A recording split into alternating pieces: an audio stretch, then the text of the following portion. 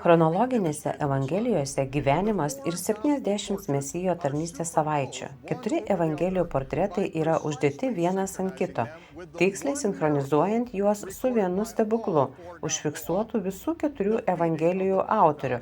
Tai 5000 pamaitinimas. Šis vienas bendras įvykis, kuris įvyko štai čia, Galilėjoje, leidžia užrakinti visas 4 evangelijų istorijas viename laiko momente, kuris įvyko įpusėjus Ješuo tarnystei, leidžiantis chronologiškai suderinti įvykius prieš ir po šio maloningo stebuklo. Tai yra nuostabi, niekada nepasakota istorija. Viskas apie Ješuą, pranašą, pažadėtąjį Mesiją.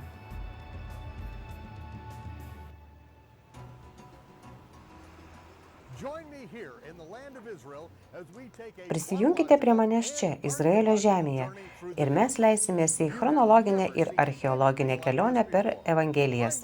Jūs nieko panašaus dar nesate matę. Aš Maiklas Rūt. Pasiruoškite dideliam prabudimui.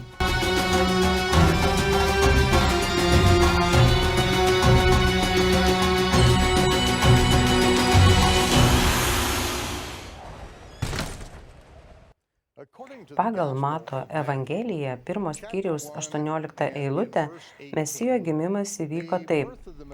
Mirijam, Josef ben Jakov duktė, buvo susižadėjusi su Josef ben Ilai, bet prieš jiems susituokiant tapo akivaizdu, kad ji tapo nėščia. Josef, jos vyras, buvo teisus vyras, tačiau jis nenorėjo paviešinti jos. Taigi jis svarstė, kaip atleisti ją tylomis. Bet jam svarstant apie tai sapne apsireiškė Jehova angelas ir tarė: Josef, Dovido sūnau, nebijok parsivesti į namus savo žmonos Mirijam, nes jos vaisius yra iš šventosios dvasios. Ji pagimdys sūnų, kurį tu pavadinsi Ješuo, dėl Jošija, nes jis išgelbės savo tautą iš jų nuodėmių. Kai Mirijam sugrįžo į Nazaretą nėščia po 3 mėnesių apsilankymo Judėjoje, jos sutuoktinis Josef buvo santūrus. Norint būti teisiu, Tora reikalavo, kad ji būtų užmėtyta akmenimis, kad iš Izraelio namų būtų pašalintas blogis. Bet būdamas gailestingas žmogus, Josef norėjo tik, kad jo širdgėla tiesiog tyliai pasitrauktų ir tęsti savo gyvenimą. Kol jis kovojo su savo galimybėmis, Josef sapne pasirodė angelas Gabrielius ir pasakė jam, kad Mirijam vaisius pradėtas iš šventosios dvasios, ir nurodė Josef duoti kūdikiui vardą, tą patį vardą, kurį Gabrielius buvo nurodęs Mirijam prieš 3 mėnesius. Kad patvirtinti angelo žodžius, viskas, ką Josef turėjo padaryti, tai paklausti Mirijam, ar ir jai angelas pasakė vaiko vardą. Jis netapo kurčias ir nebylys kaip Zacharijas, jam net nereikėjo keliauti per visą šalį, kaip tai darė Mirijam. Mirijam buvo pasakytas tik Ješuo vardas, Josef buvo pasakyta, kodėl jis buvo pavadintas Ješuo. Mato senąją hebrajų kalbą skaitome Ješuo Jošija. Tai populiariai hebrajų kalbos maniera, kuri turi prasmę tik hebrajų kalboje. Ješuo reiškia išgelbėjimas, Jošija reiškia jis išgelbės. Ješuo yra trumpinys vardo Jehošua, kuris pats savaime reiškia Jehova gelbsti. Kiekvienas pirmųjų 4 amžių bažnyčios istorikų pripažino, jog Matas parašė savo evangeliją hebrajų kalba. Vardas ir jo vardo reikšmė neturi prasmės aramėjų, graikų ar anglų ar bet kurioje kitoje kalboje išskyrus hebrajų. Išpopuliarintas vardas Jesus niekada nebuvo taip tartas, iki kol angliakalbiai pradėjo neteisingai tarti raidę J kaip minkštą G, kaip tariant giraffe. Originaliai J buvo tariama kaip priebalsis Y, kaip žodis yellow. Hebrajų ar graikų kalboje nėra minkšto G ar J garso ir vadinti jį Jesus, kadangi jis išgelbės savo žmonės iš jų nuodėmių, nėra prasmės. Net pats vardas Jesus neturi reikšmės. Ješuo reiškia Jehova gelbsti, bet Jesus nėra nei hebrajiškas, nei graikiškas ar aramėjiškas vardas. Vardas Ješuo saugo nepaneigiamus įrodymus, jog angelas kalbėjo ir kad Matas parašė savo evangeliją hebrajiškai. Nepaisant mūsų religinio auklėjimo iš pagarbos Mesijui, mes vadinsime jį vardu, kuriuo angelas nurodė Mirijam ir Josef jį pavadinti - Ješua. Kadangi, jei tikėsime ir šauksimės jo vardo, jis išgelbės savo tautą iš jų nusikaltimų. 22 eilutė. Visa tai įvyko, kad išsipildytų, kas buvo Jehova pasakyta per pranašą Ješijahu, Izaiją. Štai mergelė pradės įsčiose ir pagimdys sūnų, ir jį pavadins Emanueliu. Tai reiškia Dievas su mumis. Pirmas klausimas, kurį galite užduoti, kaip ši situacija išpildė Izaijo pažadą. Izaijo 7 skyriuje 14 eilutėje Izaijas kalba karaliui Ahazui. Jehova duos jums ženklą. Štai mergelė taps nėščia, pagimdys sūnų ir pavadins jį Emanueliu. 16 eilutė. Prieš berniukui išmokstant atmesti piktą ir pasirinkti gerą, abi šalis, Samarija ir Damaskas, praras savo karalius. Po to, kai Izaijas perdavė pranašystę karaliui Ahazui, jis papasakojo, kaip pranašystė išsipildė jo dienomis. Dauguma Izaijo pranašysčių, tokių kaip Jehova šventės, turi pradinius, tarpinius ir galutinius išsipildymus. Izaijo 8:3 skaitome. Aš įėjau pas pranašę, kalbama apie Izaijo jauną žmoną. Ji pastojo ir pagimdė sūnų. Tada Jehova man tarė, duok jam vardą, Maher Shalal Hašbaz, greitas grobti, greitas plėšti. Prieš vaikui išmokstant pašaukti Abą, Ima, mano tėvę, mano motiną, Damasko turtai ir Samarijos grobis bus Asirijos karaliaus išvežti. Pirma Izaijo pranašystė išsipildė, kai jo jauna žmona, jauna mergina pastojo ir pagimdė jų vaiką. Per apreiškimą Izajui buvo pasakyta pavadinti jį Maher Shalal Hašbaz, bet jis pasakė savo jaunai žmonai pavadinti jį Emanueliu. Pagal angelišką instrukciją Mirijam ir Josef buvo liepta pavadinti kūdikį Ješua, tačiau jį tvirtino, kad tai Izaijo Emanuelio pranašystės išsipildymas. Taigi, ką šie vardai turi bendro su pranašystės išsipildymu? Izaijas pavadino savo sūnų Maher Shalal Hašbaz, nes jis buvo gyvas priminimas apie trumpą laiką, iki kada šiaurinės Izraelio ir Sirijos karalystės sostinės bus sunaikintos.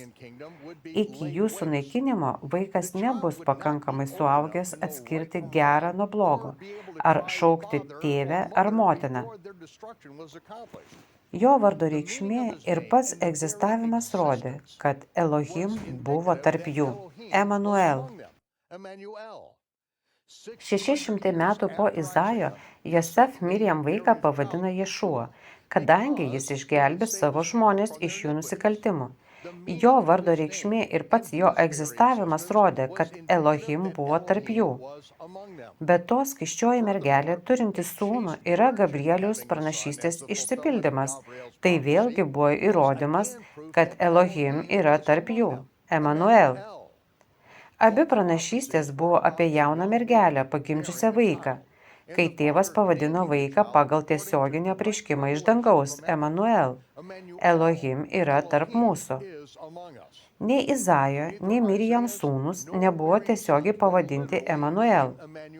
Bet Izaijo ir Gabrieliaus pranašiškų žodžių išsipildymas buvo įrodymas, kad Elohim buvo tarp jų. Ir samprata Dievo sūnaus mergelės vaiko yra tikras įrodymas, kad Emanuel, Dievas tikrai yra tarp mūsų. Mato 1 skyrius 24 eilutė. Atsikėlęs Josef padarė taip, kaip Jehova angelas jam įsakė, ir parsivedė Mirijam kaip žmoną. Jam negyvenus su ja kaip vyrui, ji pagimdė pirmagimį sūnų, kurį jis pavadino Ješua.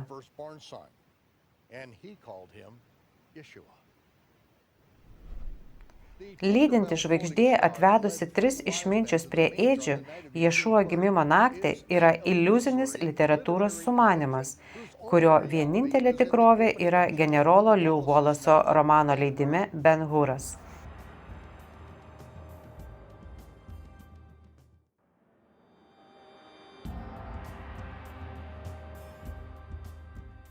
Luko 2 skyrius 1 eilutė. Ir tai atsitiko tomis dienomis. Tai yra istorinė pasakojimo frazė, pasitaikanti visuose hebrajų raštuose. Ir tai atsitiko tomis dienomis. Tai visiška priešingybė kažkada buvusiai folkloriniai pasakai. Tačiau dauguma žmonių su šventaisiais raštais elgiasi tarsi su pasaka. Ir jie ignoruoja istorinę ir archeologinę informaciją, kurią galima palyginti su šiuolaikinė astronomija ir senovės pasaulietinė istorija.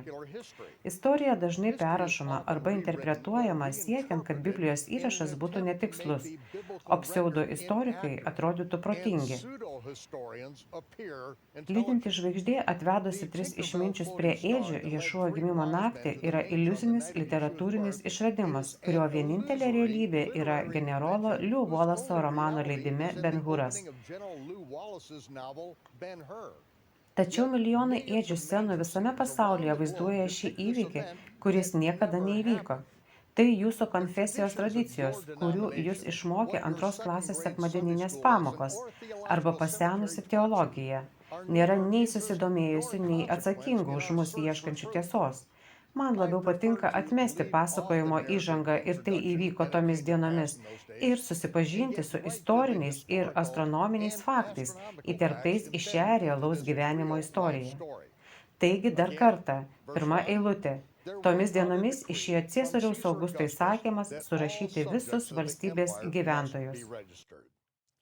25 Ciesoriaus Augusto karaliavimo metai, 3 ar 2 metai prieš mūsų erą Romos bažnyčios chronologijoje.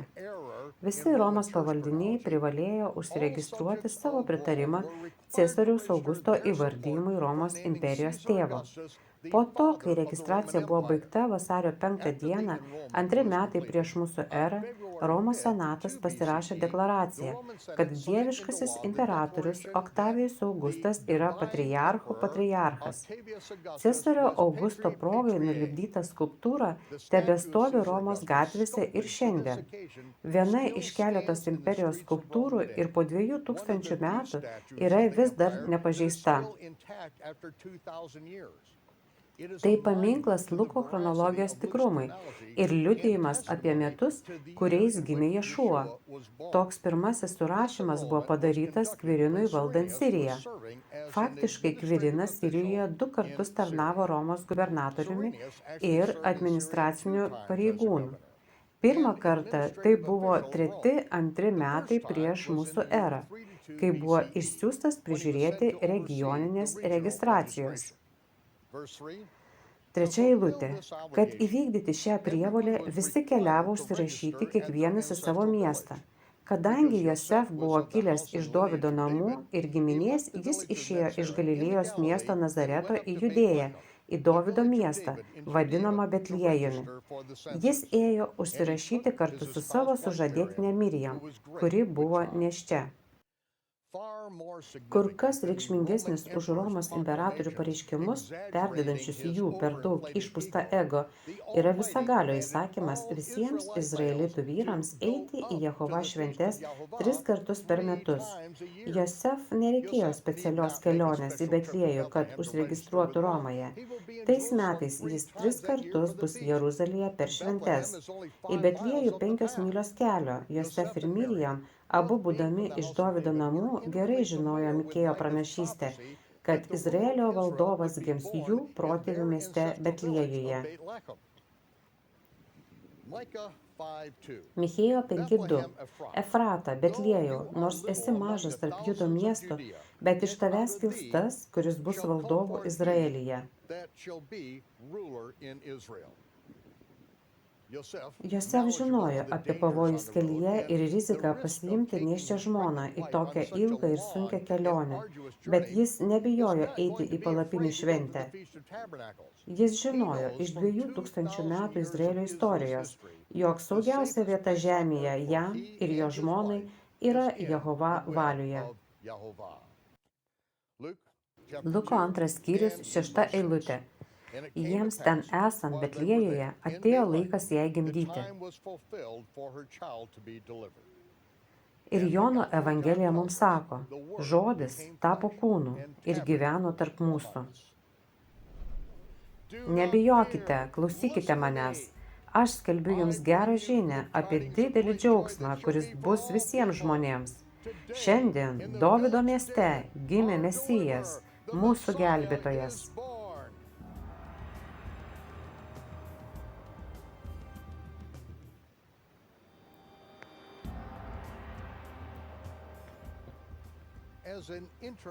Tai tarpinis palapinių šventės išsipildymas. Žodis tapo kūnu ir gyveno tarp mūsų, kai Ješua gimė palapinėje didžiojo šabato metu, kada prasidėjo palapinių šventė.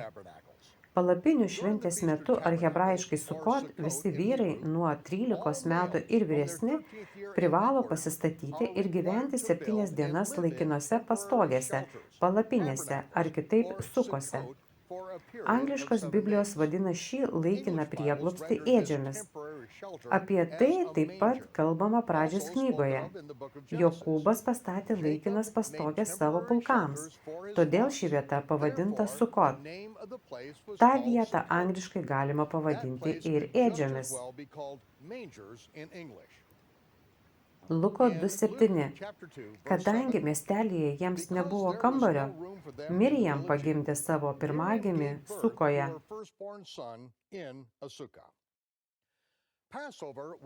Pesachas buvo gausiausia iš 3 piligriminių švenčių.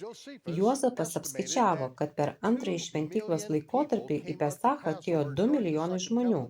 Milijonas dalyvaujančių palapinių šventėje nebūtų perdėtas dalykas.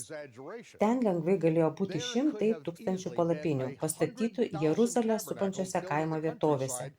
Visi laisvai nuomojami butai buvo užpildyti. Mirijam buvo nėščia, todėl ji neprivalėjo Sukot metu gyventi palapinėje. Bet viduje viskas buvo užimta, todėl Mirijam prisijungė prie savo vyro Sukoje, kurią jis pastatė avių lankose Betliejuje.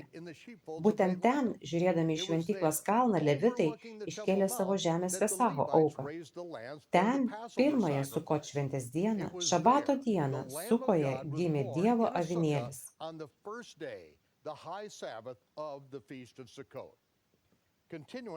Tęsiant 7 eilutę. Mirijam suvystė Ješuą vystyklose ir paguldė jį ten.